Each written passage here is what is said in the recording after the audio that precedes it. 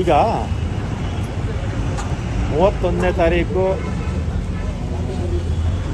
ಜಂಟಿ ಕ್ರಿಯಾ ಸಂಸ್ಥೆಯವರು ಅವರು ಸುಮಾರು 13 ಬೇಡಿಕೆಗಳನ್ನು ಇಟ್ಟು ಸ್ಟ್ರೈಕ್ ಮಾಡ್ತೀವಿ, ಬಸ್ ನಿಲ್ಲಿಸ್ತೀವಿ ಅಂತ ಹೇಳಿದರು. ನಾವು ಕೂಡ ಅನೇಕ ಬಾರಿ ಅವ್ರ ಜೊತೆ ಎಲ್ಲ ಚರ್ಚೆ ಎಲ್ಲ ಮಾಡಿದ್ದೀವಿ. ಮತ್ತು ನಮ್ಮ 4 ಕಾರ್ಪೊರೇಷನ್ನ ಆರ್ಥಿಕ ಸ್ಥಿತಿಗತಿ ಅವ್ರಿಗೂ ಕೂಡ ಗೊತ್ತಿರ್ತಕ್ಕಂಥದ್ದೇ. ಹಿಂದೆ BJP ಸರ್ಕಾರ ಇದ್ದಾಗ ಒಟ್ಟು 5,900 ಕೋಟಿಯಷ್ಟು ಸಾಲವನ್ನು ಬಿಟ್ಟೋಗಿದ್ದಾರೆ.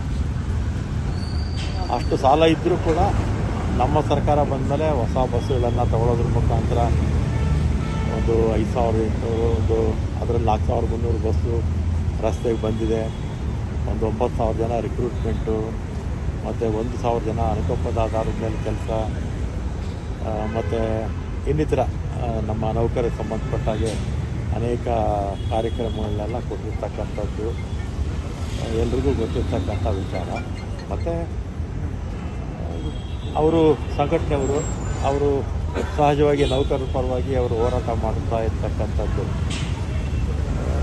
ಅದು ಅವ್ರ ಮಟ್ಟಿಗೆ ಸರಿಯೇ. ಆಮೇಲೆ ನಾನು ಕೂಡ ಮುಖ್ಯಮಂತ್ರಿಗಳ ಗಮನಕ್ಕೆಲ್ಲ ತಂದಿದ್ದೀನಿ. ಮೊನ್ನೆ 2020ರಿಂದ 2023ವರೆಗೆ ನಮ್ಮ ಅವಧಿದೆಲ್ಲ BJP ಸರ್ಕಾರದ ಅವಧಿಯಲ್ಲಿ 11,000 ಜನಕ್ಕೆ ಸುಮಾರು 220 ಕೋಟಿ ಬಾಕಿ ಇಟ್ಟಿದ್ದು. ಅದನ್ನು ಕೂಡ ಬಿಡುಗಡೆ ಮಾಡಿ ಎಲ್ರಿಗೂ ಕೂಡ ಹಣ ತಲುಪೋ ವ್ಯವಸ್ಥೆ ಮಾಡಿದ್ದೀವಿ. ಮತ್ತು ಮುಖ್ಯಮಂತ್ರಿಗಳು 2,000 ಕೋಟಿ ರೂಪಾಯಿ ಈಗ ಬಿಡುಗಡೆ ಮಾಡಿದ್ದಾರೆ. ಅದು ಕ್ಯಾಬಿನೆಟ್ಗೆ ಸಬ್ಜೆಕ್ಟ್ ಬರ್ತಾ ಇದೆ. ಅದು ಬಂದರೆ ಒಂದಷ್ಟು ಸಮಸ್ಯೆಗಳು ಪರಿಹಾರ ಆಗುತ್ತೆ. ಉಳಿದಾಗೆ ಅವರ ವೇತನ ಪರಿಷ್ಕರಣೆದು ಅದೆಲ್ಲ ಸ್ವಲ್ಪ ಇದೆ, ಅದ್ರ ಬಗ್ಗೆನೂ ಮಾತಾಡಿದ್ದೀವಿ. ಮತ್ತು ನಮ್ಮ ಮ್ಯಾನಿಫೆಸ್ಟೋದಲ್ಲೂ ಕೂಡ ಸಮಾನ ವೇತನ ಅಂತಲೂ ಇತ್ತು. ಅದ್ರ ಬಗ್ಗೆನೂ ಮುಖ್ಯಮಂತ್ರಿಗಳ ಗಮನಕ್ಕೆಲ್ಲ ತಂದಿದ್ದೀನಿ. ಮತ್ತು ಎಲ್ಲ ಪಾಸಿಟಿವ್ ಆಗಿ ನಾನು ಕೂಡ ನಮ್ಮ ಎಲ್ಲ ಇದುವರೆಗೂ ಕೂಡ ಭಾಳ ಸಹಕಾರ ಕೊಟ್ಟಿದ್ದಾರೆ ಎಲ್ಲ ಸಂಘ ಸಂಸ್ಥೆಗಳು, ಯೂನಿಯನ್ ಲೀಡರ್ಸ್ ಎಲ್ಲ. ಈಗ ಅವ್ರಿಗೆ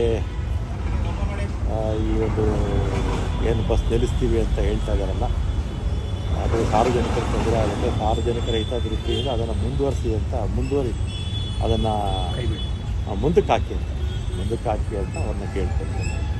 ಮತ್ತು ಮುಖ್ಯಮಂತ್ರಿಗಳ ಜೊತೆ ಇನ್ನೊಮ್ಮೆ ಸಂಕ್ರಾಂತಿ ಆದಮೇಲೆ ಅವ್ರನ್ನೆಲ್ಲರೂ ಕೂಡ ಕರೆದು ಒಂದು ಮೀಟಿಂಗು ಕೂಡ ನಾವಂತೂ ಪಾಸಿಟಿವ್ ಆಗಿದ್ದೀವಿ.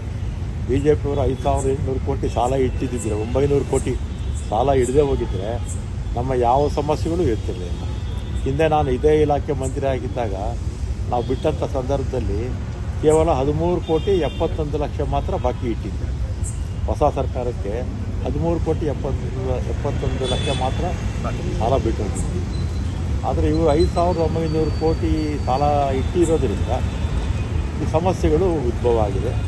ಇದಕ್ಕೆ ಪರಿಹಾರ ಅಂತೂ ಮುಖ್ಯಮಂತ್ರಿಗಳು ಪಾಸಿಟಿವ್ ಆಗಿದ್ದಾರೆ. ಈಗ 2,000 ಕೋಟಿ ಆಗಲೇ ಹೇಳಿದ್ದಾರೆ, ಬಿಡುಗಡೆ ಆಗುತ್ತೆ. ಕ್ಯಾಬಿನೆಟ್ ಸಬ್ಜೆಕ್ಟ್ ಬರ್ತಾ ಇದೆ.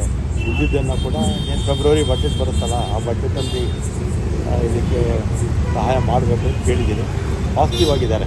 ಅವ್ರು ಒಪ್ಪೋದಿಲ್ಲ ಅಂತ ಹೇಳಿದ್ರೆ ನಾವೇ ತೀರ್ಮಾನ ತೊಗೊಂಬಿಟ್ರೆ ಹೇಗೆ? ನಾಳೆ ಏನಾದರೂ ನೀವು ಜಂಟಿ ಕ್ರಿಯಾ ಸಮಿತಿ ಜೊತೆಲಿ CM ಜೊತೆ ನಡೆದಿರುವಂಥ ವಿಚಾರನ ಅವ್ರ ಜೊತೆಲಿ ಚರ್ಚೆ ಮಾಡ್ತೀರಾ ಸರ್? ನಾಳೆ ಅವ್ರ ಗಮನಕ್ಕೆಲ್ಲ ತರಬೇಕು. ಅವ್ರ ಜೊತೆ ಮಾತಾಡ್ತೀರಾ ಸರ್? ಮಾತಾಡೋದು, ಫೋನಲ್ಲಿ ಮಾತಾಡೋದು, ಅಥವಾ ನಮ್ಮ MD ಅವರು ಯಾರಾದರೂ ಮಾತಾಡ್ತಾರೆ. ಯಾಕಂದರೆ ನೀವು ಪಾಸಿಟಿವ್ ಆಗೇ ಇದ್ದೀರಾ ಸರ್. ಬಟ್ ಏನಂತಂದರೆ ಹಿಂದೆ ಭಾಳಷ್ಟು ದೊಡ್ಡ ಸಮಸ್ಯೆ ಆಗಿತ್ತು. ಸರ್ಕಾರ ಏನು ಸಾರಿಗೆ ನೌಕರರನ್ನ ಅರೆಸ್ಟ್ ಮಾಡುವಂಥ ಹಂತಕ್ಕೂ ಹೋಗಿತ್ತು. ಆಮೇಲೆ BJPಯವರು ಇವತ್ತು ಸೋಷಿಯಲ್ ಮೀಡಿಯಾದಲ್ಲಿ ಟೀಕೆಗಳು ಮಾಡ್ತಾರೆ. 3,000 ಜನಕ್ಕೆ ವಜಾ ಮಾಡಿದ್ರು BJPಯವರು. ಎಷ್ಟು ಸಾವಿರ ಜನ? 3,000 ಜನಕ್ಕೆ ವಜಾ ಮಾಡಿದ್ರು. ಸುಮಾರು ಒಂದು 15-20 ಸಾವಿರ ಜನಕ್ಕೆ ನೋಟಿಸ್ ಕೊಟ್ಟಿದ್ರು. ಅದನ್ನೆಲ್ಲ ಕೂಡ ನಾವು ವಿತ್ಡ್ರಾ ಮಾಡ್ಕೊತೀವಿ. ಆಮೇಲೆ ಬಹುತೇಕರು 3,000 ಜನದಲ್ಲಿ ಬಹುತೇಕರೆಲ್ಲ ಬಂದಿಲ್ಲ ಎಲ್ಲ ಅಲ್ವಾ, ಎಲ್ಲ ಅಲ್ಪ ಸ್ವಲ್ಪ 1% 2% ಇರೋದು ಅಷ್ಟೇ. ಮತ್ತು 5,900 ಕೋಟಿ ಸಾಲ ಕೂಡ ಇಟ್ಟೋಗಿತ್ತು. ಅವರು ಇವತ್ತು ನಮಗೆ ನೀತಿ ಹೇಳೋಕ್ಕೆ ಬರ್ತಾರೆ. ನಮ್ಮ ಜೊತೆಯಲ್ಲಿ ಅಂತ ಏನಾರು ಆಗತ್ತಾ ಸರ್? ನಾಳೆ ಇಲ್ಲ, ಆದರೆ ಸಂಕ್ರಾಂತಿ ಹಬ್ಬ ಆದಮೇಲೆ ಅವರು ಮುಖ್ಯಮಂತ್ರಿಗಳ ಜೊತೆ ಅವ್ರನ್ನ ಭೇಟಿಗೆ ಹೇಳಿದ್ದೀನಿ. ಈಗ ಸಮಸ್ಯೆ ಬಗೆಹರಿಸೋ ನಿಟ್ಟಿನಲ್ಲಿ CM ಏನು ಹೇಳಿದ್ದಾರೆ? ಅದೇ ಹೇಳಿದಲ್ಲ, ಈಗ 2,000 ಕೋಟಿ ಈಗ ಬಿಡುಗಡೆ ಆಗುತ್ತೆ. ಸರ್ ಈ ವಾರ ಆಗ್ಬೋದಾ ಸರ್? ಈ ವಾರ ಬರೋ ಈಗ ಕ್ಯಾಬಿನೆಟ್ ಸಬ್ಜೆಕ್ಟ್ ಬರ್ತಾರೆ. ಓಕೆ ನಾನು ನಿನ್ನೆ ಫೈಲ್ ಬಂತು ಅನುಮೋದನೆ ಮಾಡಿ ಕಳಿಸಿದೆ. ಇನ್ನು ಉಳಿದಿರ್ತಕ್ಕಂಥದ್ದನ್ನು ಫೆಬ್ರವರಿಗೆ ಬಜೆಟ್ ಬರುತ್ತಲ್ಲ, ಆ ಬಜೆಟಲ್ಲಿ ಸಹಾಯ ಮಾಡಬೇಕು ಅಂತ ಹೇಳಿದ್ದೀನಿ. ಖಂಡಿತ ಮಾಡ್ತಾರೆ. ಸರ್ ಮತ್ತೊಂದು ಟಿಕೆಟ್ ದರ ಹೆಚ್ಚಳ ವಿಚಾರಕ್ಕೆ ಸಂಬಂಧಪಟ್ಟಂತೆ CS ಅವರು ಸರ್ಕಾರಕ್ಕೆ 15% ಅಷ್ಟು ದರವನ್ನು ಏರಿಕೆ ಮಾಡಬೇಕು ಈಗ ಅಂತ ಇನ್ನೊಂದು ರೀತಿಯಲ್ಲಿ ವರದಿಯನ್ನು ಕೊಟ್ಟಿದ್ದಾರೆ. ಸಲಹೆ ಕೊಡ್ಬೋದು ಅವರು, ಆದರೆ ವಾಸ್ತವಿಕವಾಗಿ ನಮ್ಮ 4 ಕಾರ್ಪೊರೇಷನ್ನಲ್ಲಿ 4 ಬೋರ್ಡ್ ಇರುತ್ತೆ.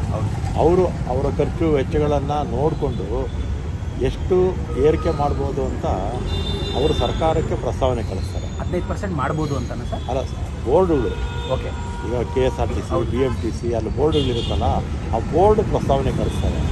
CS ಅವರಿಗೆ ಸರ್ ಸರ್ಕಾರಕ್ಕೆ CS ಅವರು ನನ್ನ ಗಮನಕ್ಕೆ ಬಂದಿಲ್ಲ, ಓಕೆ ನನ್ನ ಗಮನಕ್ಕೆ ಬಂದಿಲ್ಲ. ಆದರೆ ಮೊದಲಿಂದಲೂ ಕೂಡ ಬಂದಿರತಕ್ಕಂಥ ಸಂಪ್ರದಾಯ ಏನಂದರೆ 4 ಬೋರ್ಡು ಅಧ್ಯಕ್ಷರು, ಉಪಾಧ್ಯಕ್ಷರು, ಮಂಡಳಿಯಲ್ಲಿ ಇರ್ತಕ್ಕಂಥ ಎಲ್ಲ ಸದಸ್ಯರು ಅವರ ಖರ್ಚು ವೆಚ್ಚಗಳನ್ನು ನೋಡಿ ಎಷ್ಟು ಏರಿಕೆ ಮಾಡ್ಬೋದು ಅಂತ ಸರ್ಕಾರಕ್ಕೆ ಕಳಿಸ್ತಾರೆ. ಸರ್ಕಾರ ನಿರ್ಣಯ ತಗೊಳ್ಳುತ್ತೆ.